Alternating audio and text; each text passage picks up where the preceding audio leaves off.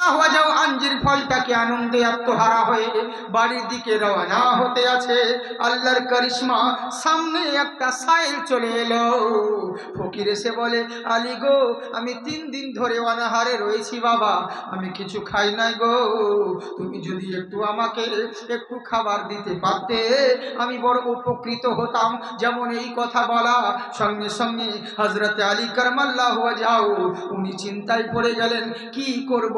অনেক দিন বিবাহ হয়েছে, মা ফাতিমাতুজ জোহরা আমার স্ত্রী অসুস্থ রয়েছে, মৃত শয্যায় পড়ে রয়েছে, জর্জরিত অবস্থায়। কি করব? তাকে খুশি করব না ফকিরকে দান করে দিব? চিন্তায় পড়ে গেলেন, কি করব? এমন সময় কোরআনের কথা মনে পড়ল।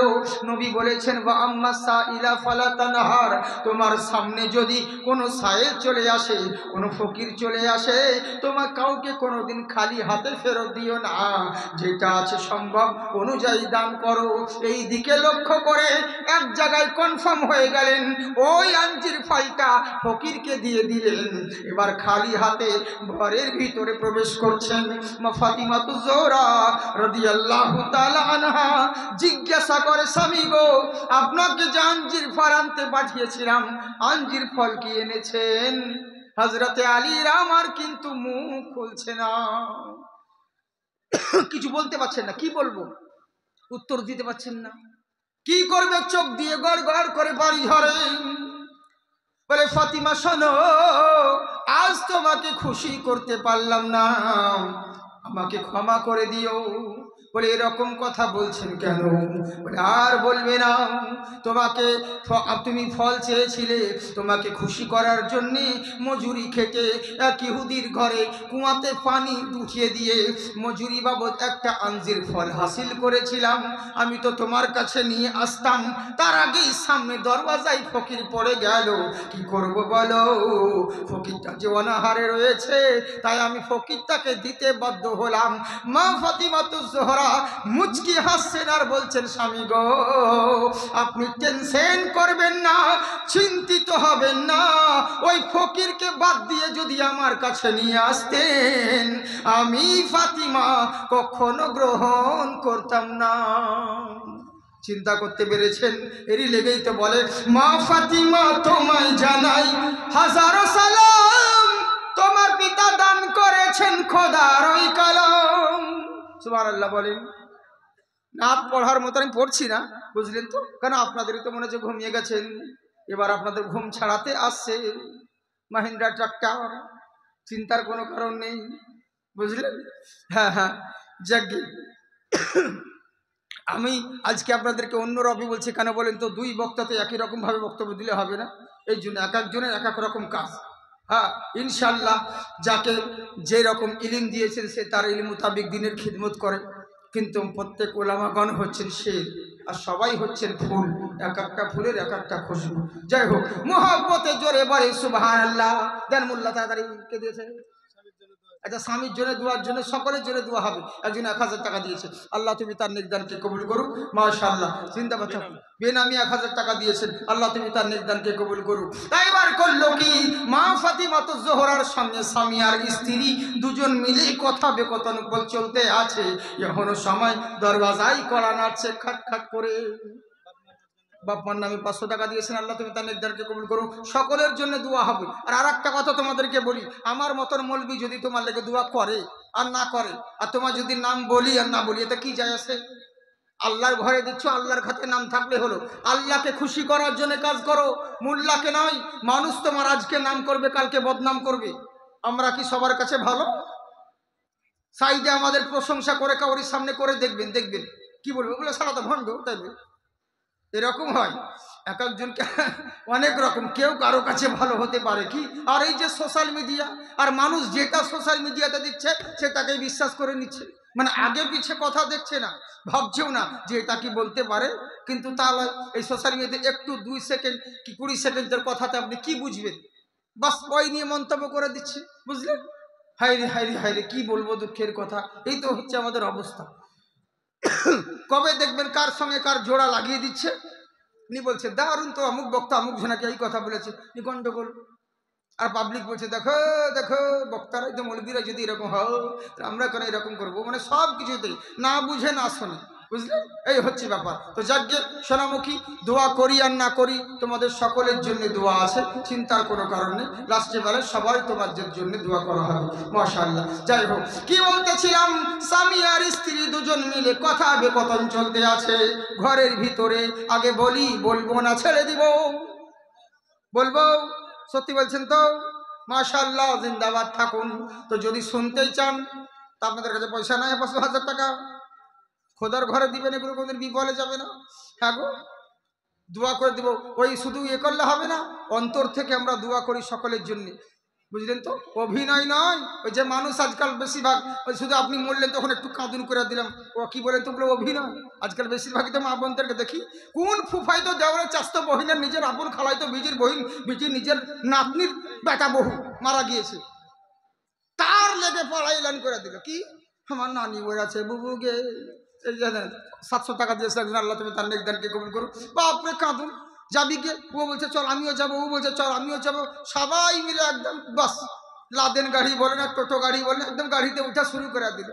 নানি খুব ভালো ছিল গে, খুব ভালো ছিল, যখনই যেতাম কোনোদিন না খাইয়ে বাড়ি পাঠাইনি গে, এত আমার নানি ভালো ছিল। আর এমনি করবে নানি আমার এত ভালো ছিল বুবু গে, এত কান্না করছে। তো কানতে কানতে ওরাই বলছে বহিন তোদের লক্ষ্মী ভান্ডার ঢুকেছে না, ওই তো তোদের আবাস যোজনা বাড়ি ঢুকাছে, গ্রামের কুঞ্জি মোড়লরা হিন্দি শুধু আর নিজেরই এপিএলকে বিপিএল করছে, বিপিএলকে এপিএল করছে, ওরাই খাকবো, যাদের ঢুকাছে তাদের ঢুকাই যাচ্ছে, যাদের যায় না তাদের আসেই নাই। এই শুরু হয়ে গেল। আবার মরা বাড়িতে কান্না করতে, অত যা হলো হলো, কেউ কারো সম্পর্ক নাই, কান্না করছে খুব। এবার কান্না স্টপ হয়ে গেছে, চুপ, আর কেউ কান্না করে না। এবার দেখছে একজন বাড়িতে প্রবেশ করছে, ওই ছেলেটা ও জানেও না, কিন্তু ওকে বলছে এবার ব্যাগ নিয়ে ঢুকছে, ওটা কে বে? বলছে কেন জানিস না যে মারা গেছে ওর বেটা সারফুল? তাই নাকি? সারফুল? বলছে হ্যাঁ। বাস বাস শুরু হয়ে গেল, এ বেটা সারফুল গে কোথায় ছিলে গে, বা মা চলে গেল গে, বা শুরু হয়ে গেল কান্না। এই দি সিদি কান্না করে। আবার ওরাই তখন খাওয়া দাওয়া এটা সেটা খেয়ালে খেয়ালে সব এগুলো অভিনয়। ওই সময় মৃত্যু বাড়িতে কান্নার চাইতে আমি অনেকজনকে বলবো যাই কিছু করো না কেন, যদি তুমি 4 বার কুল হুয়াল্লাহ পড়ো, 5 বার দরুদ শরীফ পড়ো, ওইটা তোমার লক্ষ কোটি টাকার চাইতে বেশি মূল্যবান জিনিস হবে। মাইয়াতের জন্য দোয়া করবে, ওই কাঁদন না কাঁদিয়ে দোয়া করবে, ইনশাল্লাহ দেখবে কাজে দিবে, বুঝলেন? কিন্তু তা তো করবে না। এই তো হচ্ছে আমাদের অবস্থা। তো সব অভিনয় না করে মানুষের জন্য দোয়া করতে শিখো। তুমি যদি অপরের জন্য দোয়া করো তো তোমার জন্যই কেউ দোয়া করবো। একজন 1000 বেনামানি, ওদিকে আরেকজন 1000 টাকা দিয়েছেন, আল্লাহ তুমি তার নেকদানকে কবুল করো। মাশাআল্লাহ, জিন্দাবাদ থাকুন। বেশি বিরক্ত করব না, তাড়াতাড়ি করে মন দিয়ে শুনুন। স্বামী আর স্ত্রী দুজন মিলে কথা বেকথন চলতে আছেন, এখনো সময় দরওয়াজায় কড়া নাড়তে লাগলো, কড়া নাড়তে আছে, ঠাক ঠাক করে মারতে আছে। হযরতে আলী কাররামাল্লাহু ওয়াজহু দরওয়াজা খুলে দিলেন। আসসালামু আলাইকুম। ওয়া আলাইকুম আসসালাম। মানান্তা তুমি কে? বলে হুজুর আমি এসেছি আপনার জন্য কিছু নিয়ে। বলে কি নিয়ে এসেছো? খাঞ্চাতে সর্পসে ঢাকা এক বড় বিশাল বড় খাঞ্চা নিয়ে এসে বলছে হুজুর আপনার জন্য এটা নিয়ে এসেছি। বলে কি নিয়ে এসেছো? বলে আপনার জন্য জান্নাত থেকে পাঠিয়েছেন, এই নিন খাবার। বলে কি?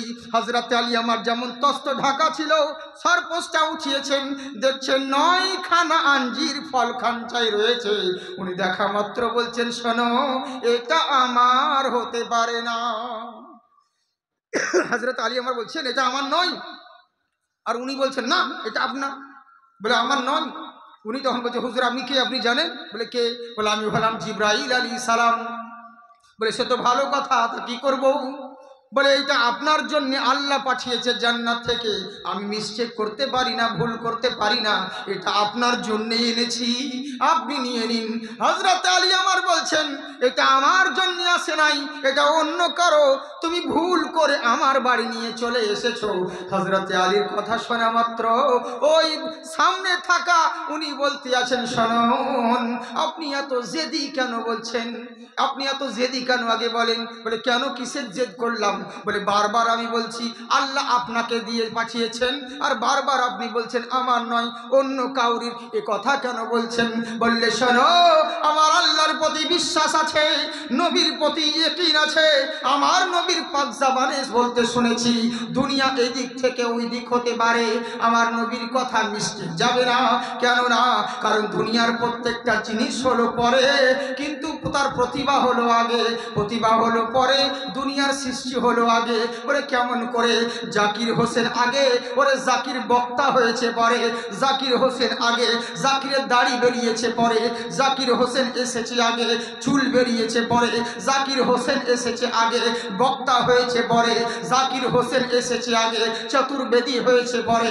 প্রত্যেকটা জিনিস ফুল হয়েছে আগে, খুশবু হলো পরে, প্রত্যেকটা কাঁসাই হলো আগে, খুশবু হলো পরে, প্রত্যেকটা সৃষ্টি সৃষ্টি হয়েছে আগে, তার প্রতিভা হয়েছে পরে। কিন্তু বাহারে কুদরতের কারিশমা, দুনিয়ার প্রত্যেকটা জিনিস আদম থেকে নিয়ে ঈসা পর্যন্ত, আদম হয়েছে আগে, সাফিউল্লাহ হয়েছেন পরে। জেনে রাখো, ইব্রাহিম হয়েছেন আগে, খালিলুল্লাহ পরে হয়েছেন, ইসমাইল আগে হয়েছেন, জাবিউল্লাহ পরে হয়েছেন। প্রত্যেকটা জিনিসের মধ্যে উনারা আগে এসেছেন, উনাদের উপাধি পরে এসেছে। কিন্তু আমার নবী মুস্তাফা আগে নবী হয়েছেন, আব্দুল্লাহর বেটা মা আমিনার বেটা পরে হয়েছে। বুঝলেন? উনি নবী হয়ে দুনিয়ার বুকে এসেছেন। দুনিয়া এদিক থেকে ওদিক হতে পারে, কিন্তু নবীর কথা নড়চড় হবে না। বলে কি? বলে নবীর মুখে বলতে শুনেছি আল্লাহর রাস্তায় একটা দিলে 10টা পাওয়া যায়। এটা দেখছি তুমি যদি আল্লাহর তরফ থেকে আনো তাহলে 9খানা খাঞ্চাই কেন?